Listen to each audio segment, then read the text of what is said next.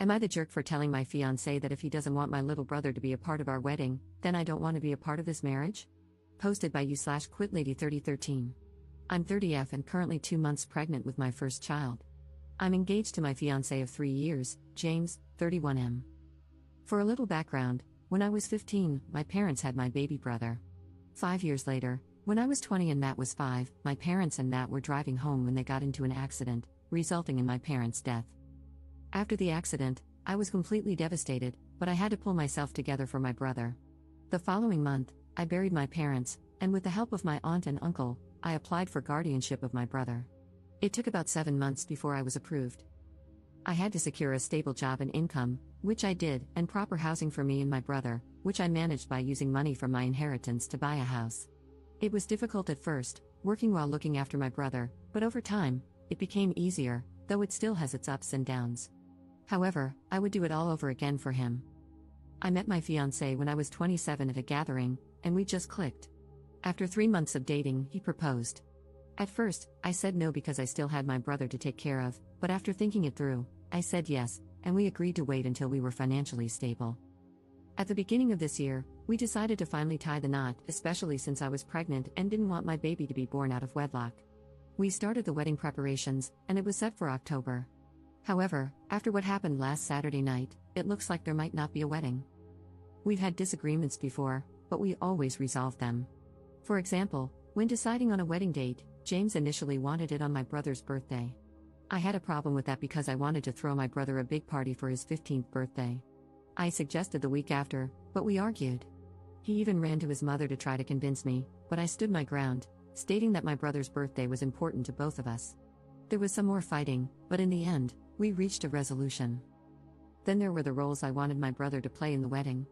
At first, I suggested that Matt be James's best man, but James wanted his best friend instead. I said okay. Then I suggested Matt be the ring bearer, carrying the rings on a little pillow, but James wanted his nephew for that role. Again, I said okay and let it go. On Saturday morning, I was watching a TikTok video where a bride asked her male best friend to be her man of honor, and I thought it was sweet. So, I decided to suggest it to James.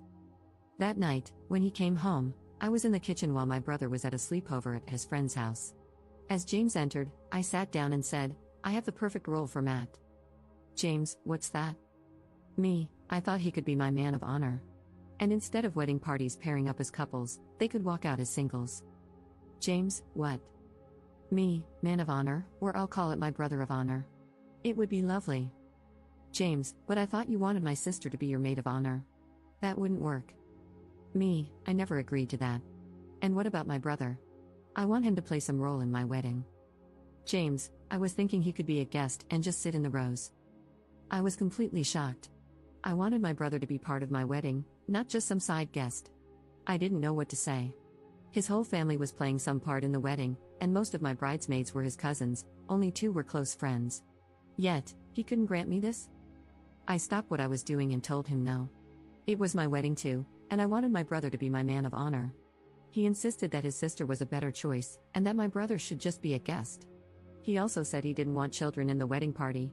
I completely lost it, and the argument escalated from one issue to the next. Since Saturday, James hasn't come home. He only sent his brother to pick up some of his things, and his mother and sister have been blowing up my phone, calling me selfish and saying, "So what if your brother is a guest?" The last time they called was Wednesday night, and I went back crap insane on both of them, using language I'm not proud of. I ended the call by saying, "Yes, my brother is more important than James in this wedding. If it's happening, I will never put James ahead of Matt, so I'm effing sorry. Tell James to contact me if he wants to talk things out." Notable comments. Commenter. I was going to suggest your brother walk you down the aisle, but then I kept reading. This is just filled with red flags. I'm gonna bypass the whole fact that your fiancé has filled every bit of the wedding roles with his family members. And out of 365 days in the year, he wanted the wedding to be on your brother's birthday. I'll simply say, I'd bet money on your fiancé pushing for your brother to leave the house after the wedding so that it's just your family, him, you, and the baby. Not the jerk, call off the wedding. Commenter. Your dude dropped his mask a bit too soon, he thought he had you locked down. It's better to untangle yourself now and call it a bullet dodged. You deserve better. Update 3 weeks later. Hello everyone, I'm very sorry I didn't get to update you earlier due to being busy with work, canceling all my wedding preparations, and preparing Matt for sports camp. I want everyone to know that I will not be marrying James. We broke up. Well, on Friday, the week after posting my original post, I got a message from James asking to meet and talk. I agreed, but only if I could choose the day, which he accepted. I picked Sunday since I knew Matt wouldn't be home all day. After notifying James, he arrived around midday with his mother. I was shocked when I opened the door and let them in. They sat in my living room without saying a word for a few seconds, making the moment even more awkward.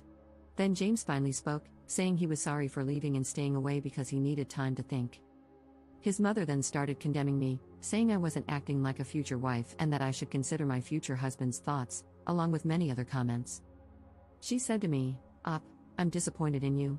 You're getting married, and you need to stop acting like this toward your future husband. I scoffed at that, then turned to James and asked what his problem with my brother was. It turned out his issue was that I was giving more attention to my brother than to him. He sat there silently for a while before finally stating that he wanted a life with me and our unborn child, but not with Matt. I felt utterly disgusted as he continued, explaining that after the wedding and the baby's birth, he thought he could convince me that raising both a baby and a teenager would be too difficult for us. He said it would be best for me to send Matt to live with my uncle and aunt, though he would allow me to continue supporting Matt financially. I was completely shocked. Before he could say anything else, I told him, sorry, but no, that isn't happening. My brother isn't going anywhere. I stood up, took off the ring, handed it back to him, and told him it was over. Both he and his mother immediately started arguing, saying I didn't have to do that, and that I would regret my decision. James began crying, begging me to reconsider, but I simply walked to the door, opened it, and gestured for them to leave. A few minutes passed before they finally walked out, with James still crying and pleading while his mother called me nasty names. Later that evening, his sister and mother blew up my phone, cursing me out. I only responded to tell them to have James come pick up his remaining belongings. There are a few things I would like to respond to. 1. I saw many asking why I didn't choose Matt to walk me down the aisle. I gave my uncle, my father's older brother, the role because, after the funeral, he was there helping me obtain guardianship, and has been there over the years for both me and Matt. 2. Many of you advised me to terminate so I wouldn't have any ties to James, but I'm sorry, I had to think it through, and I don't want a termination. I decided to carry the baby to full term. 3. As many of you stated, I should sit down and talk to my brother to see if James ever mistreated him when I wasn't around, which I did. However, he said no, that James mostly ignored him, and he did the same. Plus, I also told him that the wedding is off. Relevant comments. Commenter. Get a lawyer now or leave the state before the baby is born. You do not want to deal with these people any more than absolutely necessary. Ops response. I will consider those options, but right now, I will focus on the pregnancy, my health, and my brother. Commenter. You've absolutely done the right thing in protecting Matt. But my question now is, what are you going to do about the baby since you're carrying to term? Are you going to give the baby up for adoption? Are you going to try to co-parent with James and his crazy family, who he clearly can't keep out of his business? Ops response. Thank you, but it's a no for adoption. If James doesn't step up, I've already raised a child alone, and I can do it again. Commenter. The problem isn't whether James steps up or not, he'll fight for custody because of his mother, and once he has some, your kid is going to spend 100% of James's custody time with his harpy mother, who will be feeding them a whole lot of lies about you, directly. This is going to be very, very hard for you to avoid because if he fights for custody, even across state lines, he will almost definitely get it. Once the kid is in his custody, he will let his mother do whatever she wants. And if he's taking the kid out of state every summer, all summer, you have a very real problem on your hands regarding what they're going to tell them about you for 2 solid months. I'm not telling you what to do regarding the pregnancy, but you are signing up for decades of misery dealing with these people, and they very well might succeed in turning your own kid against you. Imagine your 10-year-old coming home after 2 months of being raised by your not mother-in-law, crying, I don't get to have 2 parents because you love your brother more than me or daddy. Because that will happen. Ops response. I honestly get where you're coming from, but I'm prepared to fight tooth and nail to get full custody. I'm taking screenshots of the messages his mother and sister are sending me, and I'm planning to seek out a lawyer and begin the process. So, thank you for your concern. Second update 6 months 2 weeks later. Hello everyone, first and foremost, Happy New Year. It has been a while since my last update, but I'm back to provide some news. I want everyone to know that I gave birth to a beautiful baby boy whom I named after my father, and things have been going well between me and the baby. Matt is excited to have the baby around. My uncle and aunt were present during my labor and delivery, and the day after my son was born, James and his parents visited the hospital. However, I only allowed James to see our son. According to my aunt, James's mother attempted to make a scene but was quickly silenced by my uncle, who threatened her with police action. My aunt and uncle moved in after my discharge and will stay with me until June. That isn't the only update I want to share. Last Friday, James came over to see the baby after asking to talk. He asked if there was ever a chance for us to get back together, to which I immediately said no, telling him that the day I returned the ring was the last time we had a romantic relationship and that all I'm looking for and hoping for from him is a co-parenting relationship. It took 10 minutes before he reacted, but he agreed and left. So, I'm currently looking for and scheduling meetings with lawyers to establish a suitable co-parenting schedule for us, which I hope he agrees to. Aside from that, I'm looking forward to raising and providing for my baby and Matt so they can have the best life possible. I'll keep everyone posted on any updates, and once again, thank you for all of your comments and support.